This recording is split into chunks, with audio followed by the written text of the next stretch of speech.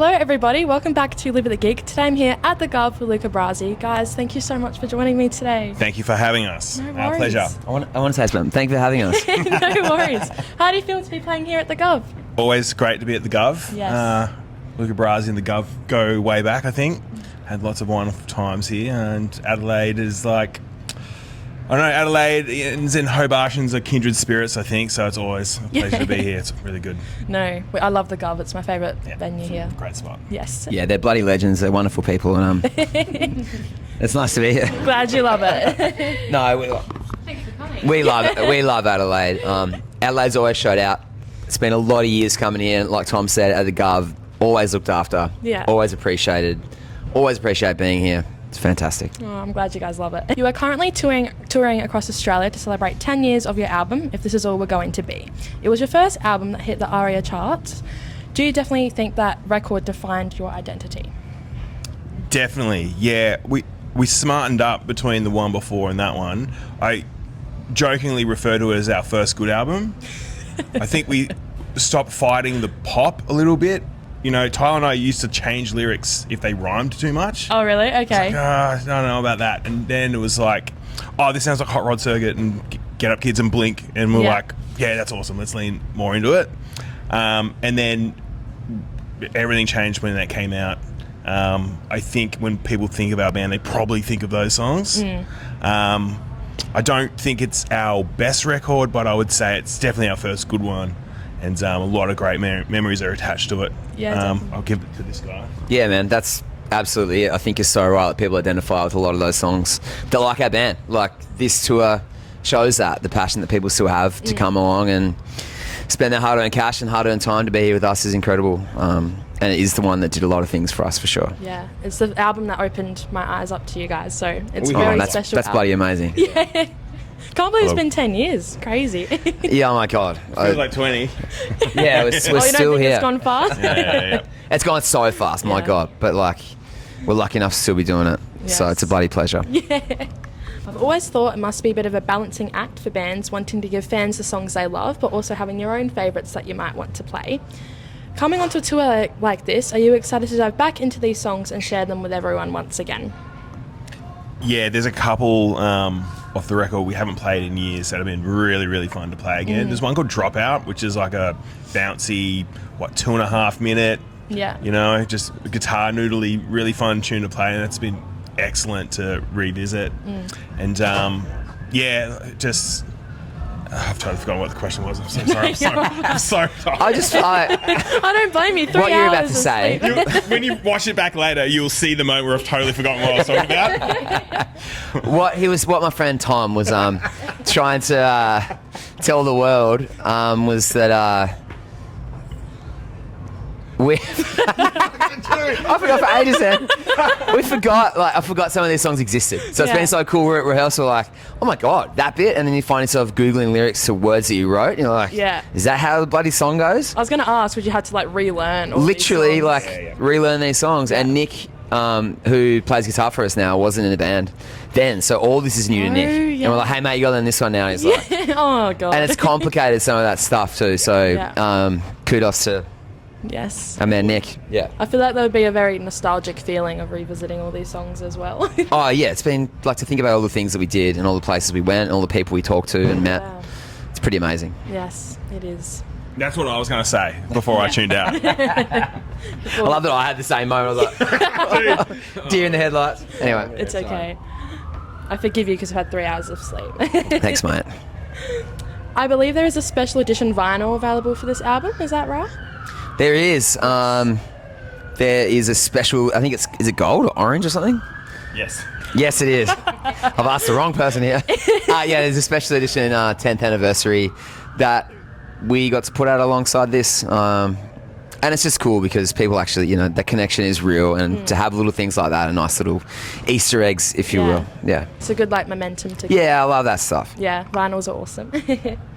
Now, you guys formed back in 2009, releasing your first album in 2011. When you think back to that album, Extended Family, what are some memories that stand out from your minds back then? Oh, far out where to start. We were wide-eyed little kids who didn't know what we were doing, had not much clue how to play, but we had a great enthusiasm for the style of music. Yeah. For those kinds of bands, you know, Holding Music and Polar Bear Club and Gaslight Anthem, but also Australian stuff like Lungs, The Gift Horse, Death in the Family, and we just really identified with that kind of music, and you know the kind of lyrics in those sorts of songs. And when you're 20 years old, you got no idea what you're doing with your life, what you're going to do, where you're going to go, and you look around and everyone's kind of in the same boat. And I feel like that band was like, whenever we did shows in our hometown, was like a family get together, all our friends, and we'd all kind of coach each other along and cheer each other on. And now we're, it's 2026, it's a long way away from 2009, and seeing what everyone's doing and what we've done and our careers and families and all that stuff, we kind of look back, it's like, we didn't know what we're doing, but I think we worked it out.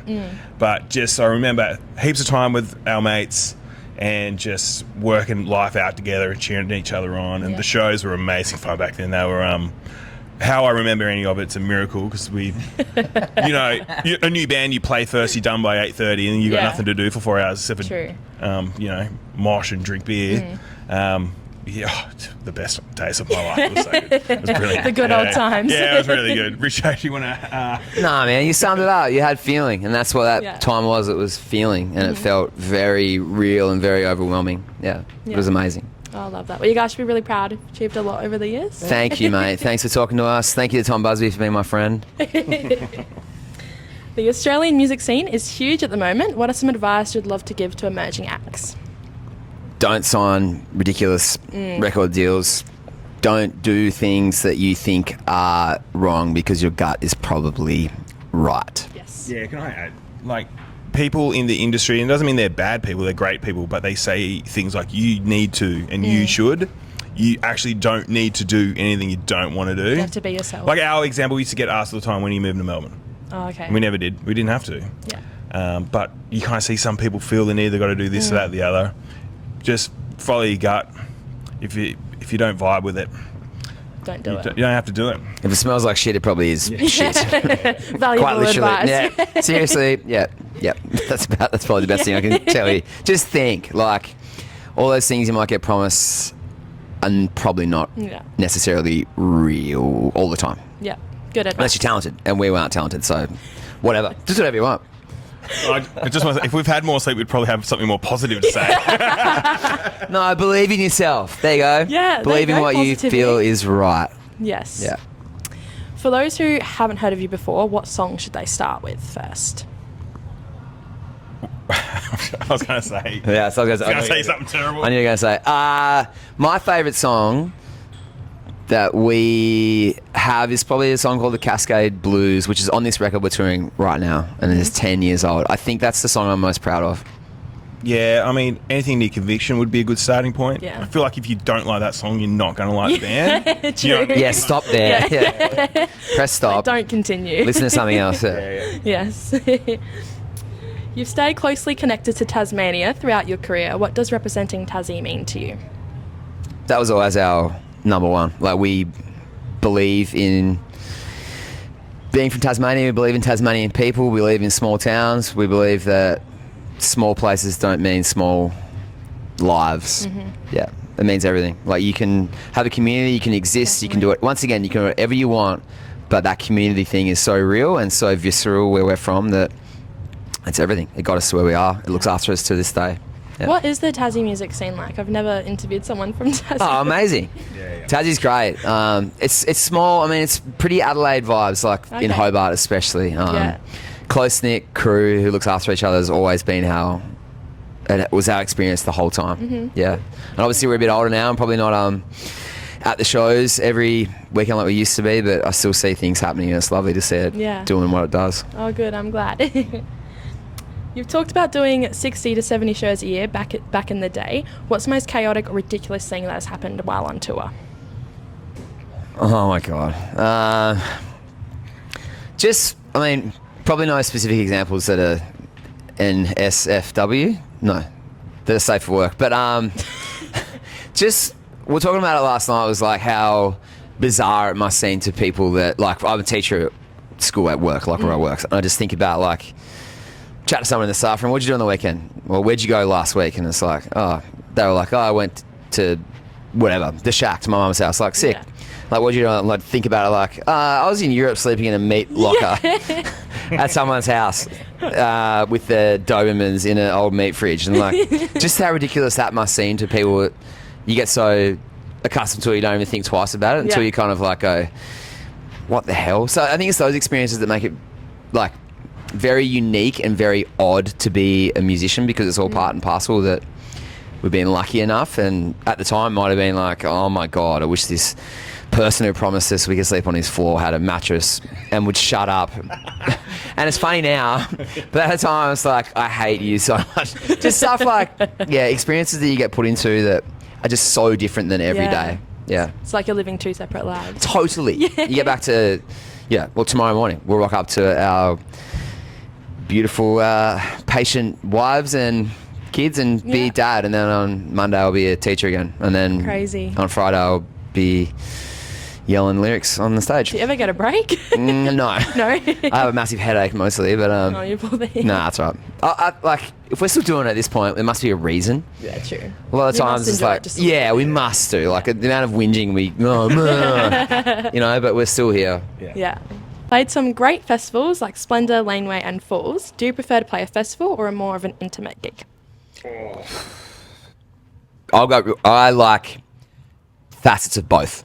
Yeah, I mean, if I'm picking one for the rest of my life, I'm going the pub gigs. Yeah.